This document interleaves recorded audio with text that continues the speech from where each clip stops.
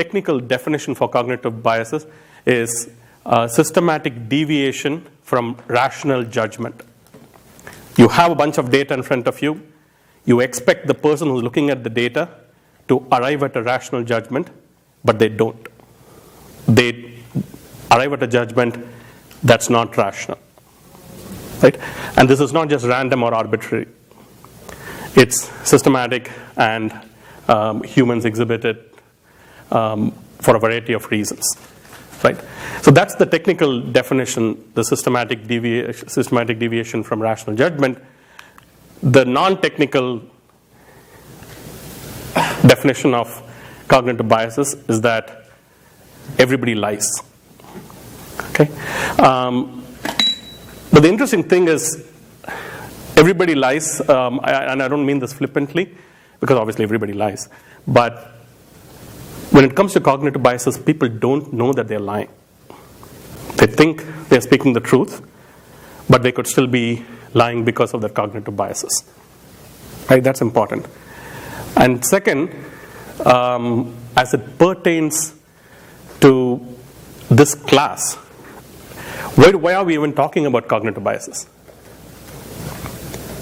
Any high-level thoughts? Why are we interested in cognitive biases as it relates to Startup Lab and the process that we've been employing and we will be employing for the semester? Yes? Because it'll help you develop better questions that don't lead people into confirming things they already believe and stuff like that. Yep, exactly right. So because one of the fundamental constructs that we are using in this class to make our startup more viable is going and talking to customers and learning from them. And that process is vulnerable to cognitive biases. And you need to be aware of it so that you can make sure that you don't fall victim to things that are false that you take to be true. Right? And so going back to what he said, customer discovery is sort of a pretty fundamental tenet that we use in this class. You're going to, for the next 10 weeks, you're going to be out talking to customers. You're going to be understanding what needs they have, what pains they have, and you're going to build your startup thesis and case based on what you're learning from customers. And the reason we want you to go talk to customers is you want to gather evidence, right?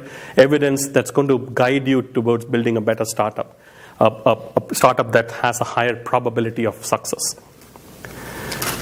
Right? So that's really what you're trying to do in going and talking to customers. And there are two ends to this equation. Of course, you want to be sensitive to what your customer is telling you, but you also want to pay attention to how you're interpreting the evidence. Because going back to my everybody lies slide, it's not just that others can lie to you, you can lie to yourself. Right? That's part of cognitive biases. When I think he pointed out an example of a cognitive biases is preconceived notions. That can make you lie to yourself even in the presence of data that points differently. Right? So that's really what you want to be focused on. And the reason we want to look at this carefully is because we use customer discovery as a pretty important aspect of our efforts to building a startup, and we want to make sure that we're gathering evidence systematically and also in a correct fashion. So, okay, works. So evidence, again, this is not something new. Evidence is that which proves or disproves something. We've already talked about what kind of evidence you're looking for when you go talk to customers. You've constructed all your hypotheses, and you're now out trying to either validate a hypothesis, which would be awesome, or invalidate it, which would be equally awesome, because then it means you're not wasting time on a direction that you shouldn't be spending time on. And the problem is, when you now go talk to a customer, there are two parties involved in that interaction, right? You and the customer. And each of you are controlled by or influenced by cognitive biases that we're going to talk about. And so the problem in this interaction is that cognitive biases can end up corrupting the evidence gathered. And that's really what we want to be sensitive to. Now, cognitive biases as a topic, we could have spent the entire semester on it, right? I could have given 15 lectures on cognitive biases and how to tackle it. We obviously don't have the luxury of time to do that. We have one lecture that we are spending. But the biggest takeaways I want you to leave this room with is have an understanding of cognitive biases and go with awareness that, hey, when I interact with someone, I need to be more aware and careful in terms of how I am interpreting the data and how I'm posing my questions to my customers so that I'm not influencing them. If you leave this room with that awareness, that's sufficient for this lecture. Because then you can go figure out the mechanisms, the tools to make that happen. Okay. Any questions before we move on cognitive biases? Okay. So the interesting thing is it is indeed possible to combat cognitive biases as you're doing customer discovery. Now, the bad news is there are literally 100, and this count is increasing, there are 100 different cognitive biases that researchers and scientists have identified. And you can't obviously build in controls for each of those cognitive biases in your customer discovery. The good news is there are some interesting techniques you can use to combat, and we'll come back to those techniques toward the end of the lecture. Okay. But this is the reason why we're even having this lecture, right? Which is by being aware of cognitive biases and by knowing some of the major cognitive biases, we can combat the biases during our customer discovery. The next two slides are not directly relevant to the biases that we're going to talk about, but they're fundamental to the science behind that sort of drove Kahneman's research, right? Which is the fact that we all, humans, we have two aspects of our brain.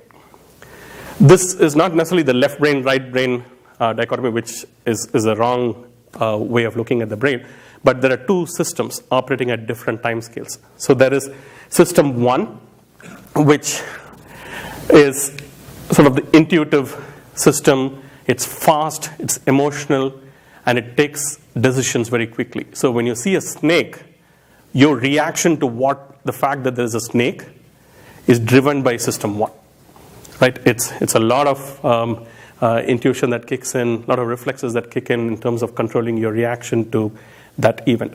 So when somebody suddenly swerves into your lane in the opposite direction, what makes you react? That's system one, because you don't have the time to process and assimilate and digest data and then take a deliberate decision. System two, on the other hand, is the rational part, right? This is the part of the brain that if I tell you what is 85 times 37, this is the part of the brain that's going to figure out what is 85 times 37. Your system one is not going to be able to tell me the answer for that, because you have to work through a sequence of steps before you can tell me what the answer is. And a lot of the results that came out of Kahneman's research were sort of centered around this abstraction of the brain having two systems, system one and system two, how they interplay with each other, how they influence each other. And it turns out that both systems are vulnerable to cognitive biases. It's not just that, hey, system one is vulnerable and system two is not. Both are vulnerable to cognitive biases. So I just wanted to go off on a tangent and give a shout out to this abstraction of the brain. But let's come back to the specific types of biases. Like I said, there are hundreds of cognitive biases in literature. We won't have the time to focus on all these. So what we're going to do is we're going to take 5 cognitive biases. We're going to go through them, make sure we understand them. And these are possibly the 5 most important cognitive biases that you need to worry about. So the first bias is confirmation bias, right? And we're going to come back to a definition of confirmation bias, but I wanted to walk you through the experiment that brought out confirmation bias in the original research, right? And the experiment was called rule detection test, We'll come back to what the rule detection test is in a second. So I have a rule in my mind, right? And this typically works on a one-on-one basis, but for the purposes of understanding, let's play it out in this classroom. I have a rule in mind for a sequence of 3 numbers. And the idea is when I talk to somebody, I want them to figure out what that rule is. But they cannot ask me what the rule is. Instead, what they can do is give me a sequence of their own, and I'll tell them whether that fits that rule or not. And by getting my answers to the sequences that they come up with, they can arrive at what the rule in my mind is. That's the experiment that originally led to the validation and verification of confirmation bias.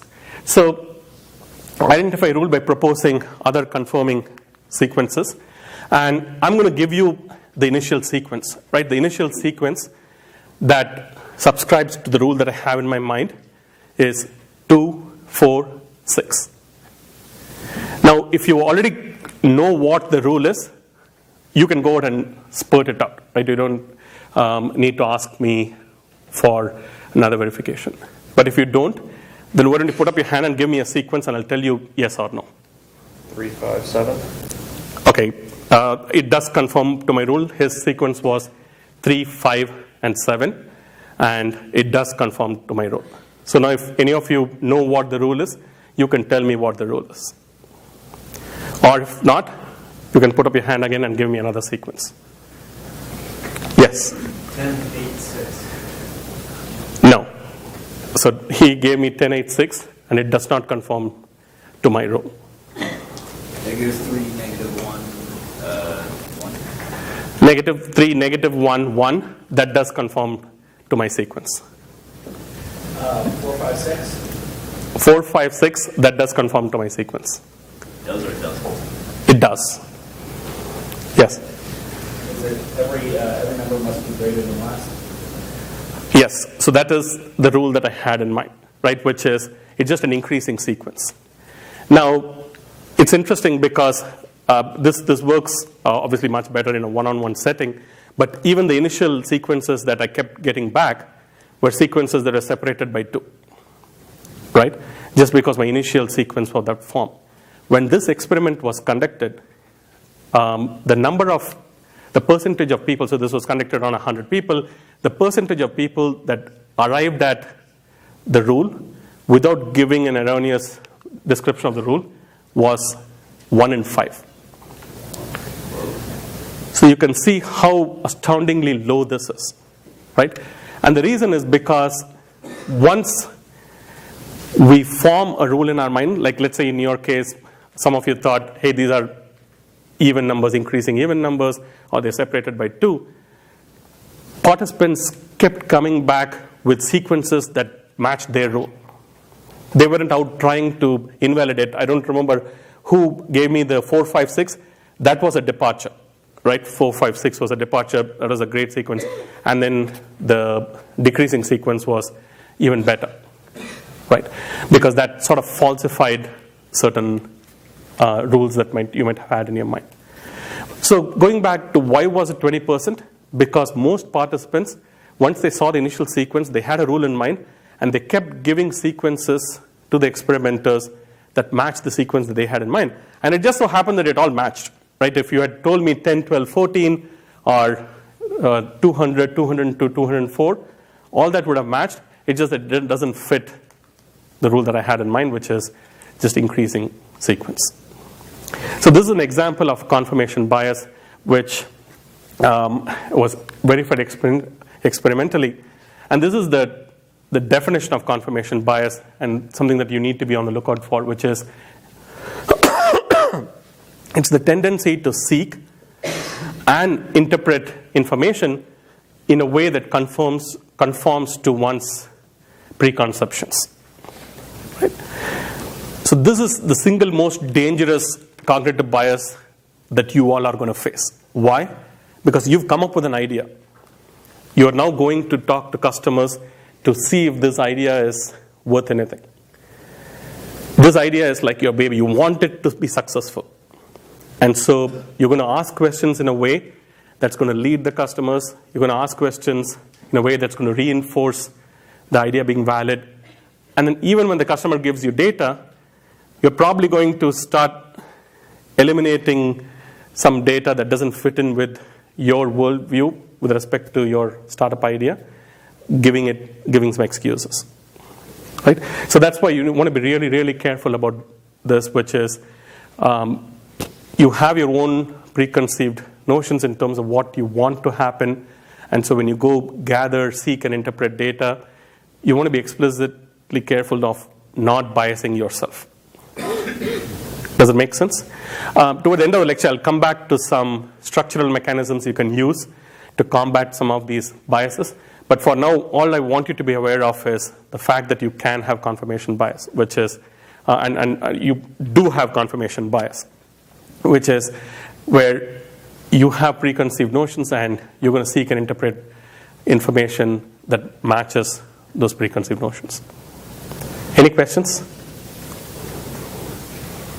Okay, so with that was bias number one. The second bias, I love this picture, that's why I put this up, I have a cleaner slide, is called the anchor effect. And it's okay if you can't read this, I have it in bigger font on the next slide. But this is again a pretty interesting and mind-boggling cognitive bias that we all have. So it's a tendency to rely on a first piece of information offered when making decisions, right? And there's an interesting twist to this definition. I'll come to it in a few slides. But what anchored bias is it's a tendency to rely on first piece of information when making decisions. So here's an example. What the experiment that sort of validated this bias, this is what the experiment looked like. So the experimenters took a wheel of numbers. They had about 100 participants participating in the test. So one would come in, they would spin the wheel, and the wheel would stop at a particular number. They would ask the participant to write down that number. The only catch is this wheel was rigged to stop at only two values, 10 and 65. So even though it was a wheel of numbers and you would think that it's going to randomly stop at a particular value, it was rigged to stop only at 10 or 65. And then the participant was asked to write down the number. The participant obviously has no idea that this is a rigged wheel. All they know is, hey, this is a random wheel. It's like the one that I see on Wheel of Fortune. It's got to be random. And they write down the number. Then they ask this question of the participant. You can see it's a pretty arcane question. The question is, what's your best guess in terms of the percentage of African nations that are a part of the United Nations? Right? Any guess, by the way? 5%? Okay. So I think it's significantly larger than that. But for this experiment, it didn't matter what the real answer was. It's a complex enough question that all of us are not going to be like, yeah, there are 12 months in a year, right? So that's an answer that everybody's going to know. This is not something that's easily accessible for people. Most people wouldn't know the answer to this. The astounding thing was, this was the average of the responses. For those participants for whom the wheel stopped at the number 10, their average response was 25% of the nations. For those participants for where the wheel stopped on 65, the average response was 45%. You can see how mind-boggling this bias is, which is that first number had nothing to do with the question. But the responses of the participants were still anchored by that first number. Right? And this is used heavily in like things like negotiation, where this is why if you're negotiating with somebody, you're better off putting a first value on, like let's say you're selling a house, you're better off placing a price on the house before the other party offers, just because it anchors the negotiation in a particular locality. So this is interesting. That's why I mentioned that I'm going to tweak this definition of this bias, which is it's not just the tendency to rely on a piece of information offered when making decisions, but this is true even if that first information is unrelated. Right. Another example of this experiment that they conducted was asking when Mahatma Gandhi died. Right? And the question was phrased as, did Gandhi die before age 135? At what age did you think Mahatma Gandhi died?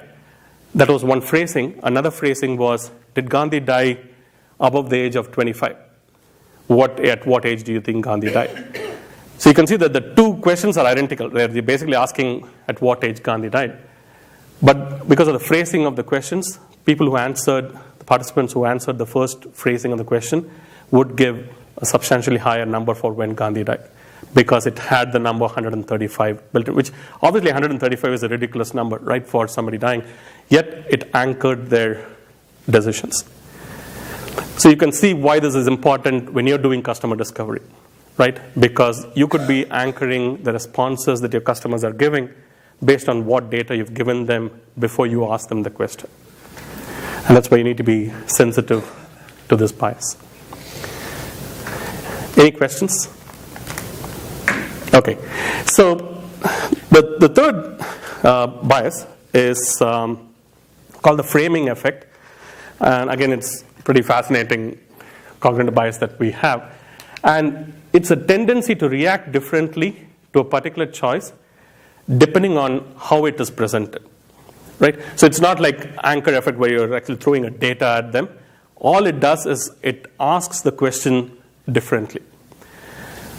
And here's an example. So it's a tendency to react differently to a particular choice depending on how the choice is presented. And in the experiment that validates this bias, this was one of the interesting side notes that came out of it, which is there is a difference between positive versus negative framing. Positive framing is the same choice is presented in a positive light, and I'll give you an example. And then negative framing is the same choice is presented in a negative light. And people's reaction, or the participants' reaction based on whether the choice is presented positively or negatively, change dramatically. And when the choice is presented with a positive framing, participants exhibited a strong tendency to avoid risks. And when the choice was presented with negative framing, the participants sought risks. They were okay with embracing risk. It's the same choice, and I'm going to give you an example, and it'll make this clearer, but just the framing of the choice in a positive versus negative light completely changed the responses of the participants. So here's what was actually asked of the participants. So the question was, choose between two treatments for 600 people. Treatment A is predicted to result in 400 deaths, and treatment B had a 33% chance that no one would die and 66% chance that everyone would die. Right? So these were the two options. Now, you don't need to be a math major. The two outcomes are about the same, right? Now, they changed the phrasing in two different ways when conducting the experiment. In the positive framing, this is how the two treatments were presented. So they would get a participant in, and if that participant was a subject for the positive framing question, this is the question that was posed to that participant. Question was, hey, choose between these two treatments. Treatment A will save 200 lives. Treatment B, there's a 33% chance to save all 600 people and a 66% chance that you wouldn't save anybody. So you can see that it's an upbeat, it's a positive framing, right, of the choices, because it's all about saving people. And what did I tell you in terms of what do people tend to do when there's positive framing? They avoid risks, right? So we'll keep that in the back of your mind. So this was the positive framing of the two choices. The negative framing of the two choices was stated like this. Treatment A, 400 people will die. Treatment B, there's a 33% chance that no one will die, and there's a 66% chance that all 600 will die. Right? So again, identical choices as far as the material content of the choices are concerned, it's just that they frame differently. And this was the responses. For the positive framing, 72% of the participants chose A.